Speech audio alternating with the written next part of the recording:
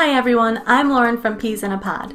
So a while ago, a friend of mine was saying that she was having some trouble making friends with Americans because whenever she would meet people who she would have a lot in common with and would seem like really good potential friends, they would end the interaction by saying something like, "Oh, we should hang out sometime."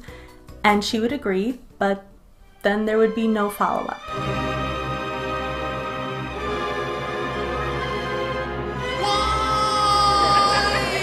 And she told me that it made her feel like maybe they were lying and that they didn't mean it, or that, they didn't actually want to hang out with her.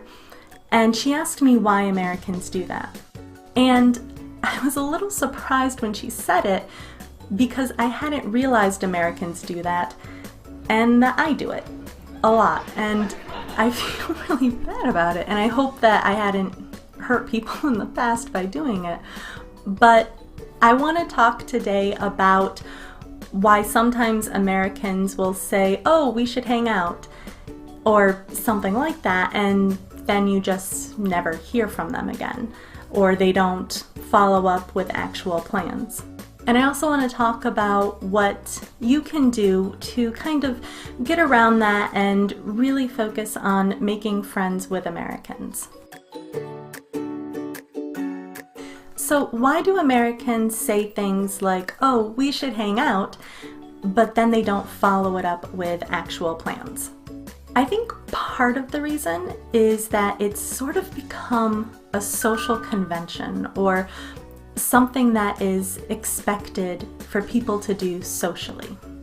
It's polite to say that you want to hang out with someone, to say that you want to go out and have coffee with people, that you really want to spend time with others.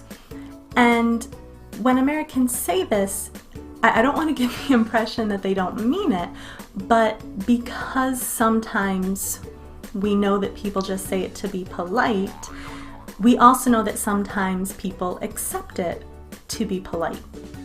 So it's entirely possible that when someone says, "Oh, we should hang out," and you reply that you would love that, they might not really know if you mean it or if you're just being polite. So they might be a little nervous about actually following up and making plans. And that's especially true for people who are a little bit more shy.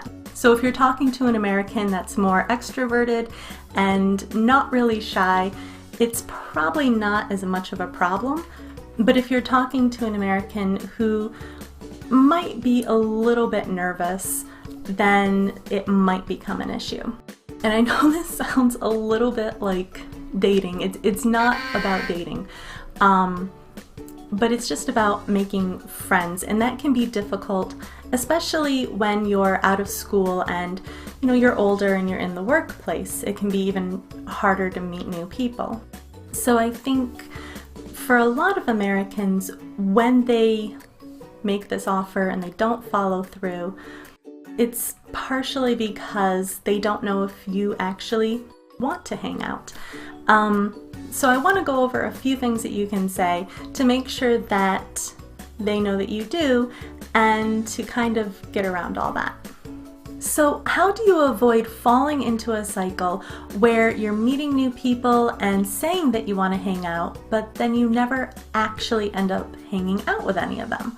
Well, the best way to do this is to make concrete plans. One of the worst things about people saying, "Oh, we should get together sometime," or "Oh, we should go get coffee sometime," is that sometime isn't an actual time. There's no set plan being made. And when there's no plan, it's difficult for people to schedule around it, and their daily life kind of just takes over and it never ends up happening.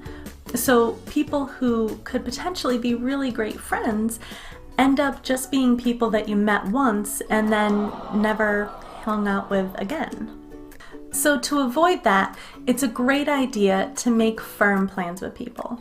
And it doesn't have to be anything that puts pressure on them, but it can be something very casual that would be just a really fun activity to do for an afternoon. So let's say there's an art festival going on in your town.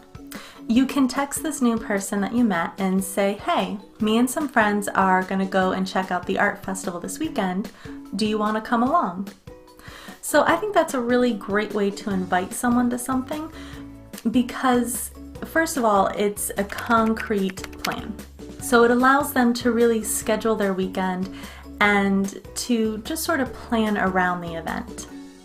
But also it shows them that by suggesting an actual plan that you were serious when you said that you wanted to hang out.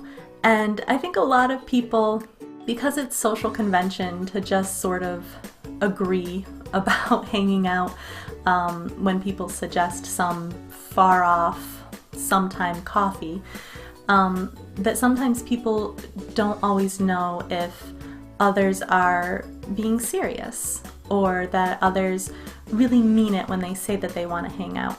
So by actually making a plan with someone, it's a really great way to begin a friendship with an American.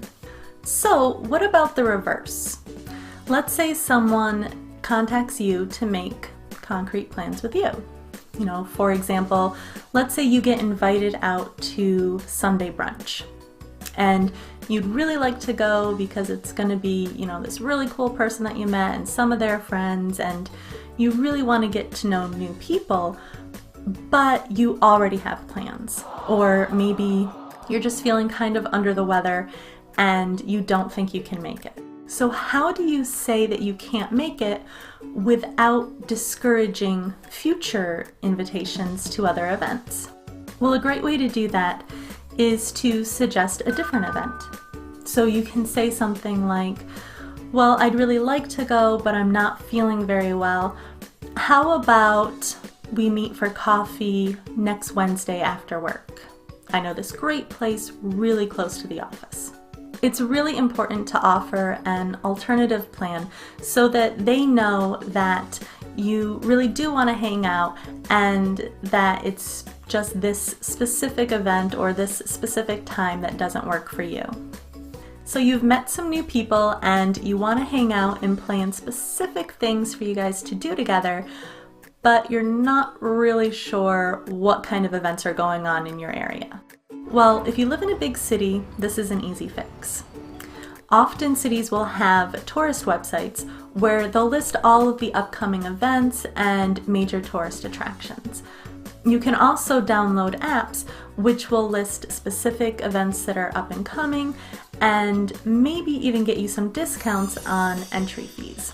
But if you live in a smaller area, or if you just want to go to something that maybe isn't as well known, there's a lot of different things that you can do as well.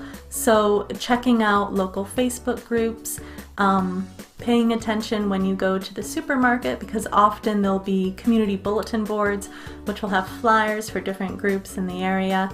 And then looking at local newspapers or newsletters, which will also be promoting local events. So I hope that this episode has explained a little bit about why Americans will say that they want to hang out, but then not really follow through with any actual plans, and some suggestions as to what you can do to prevent that from happening and allow you to really make connections with new people and create new friendships. So if you like this video, please hit the like button and subscribe to our channel for more great videos every Friday. And visit our website to learn more about us and to get some more ideas about how you can increase your cultural literacy. I've been Lauren with Peas in a Pod.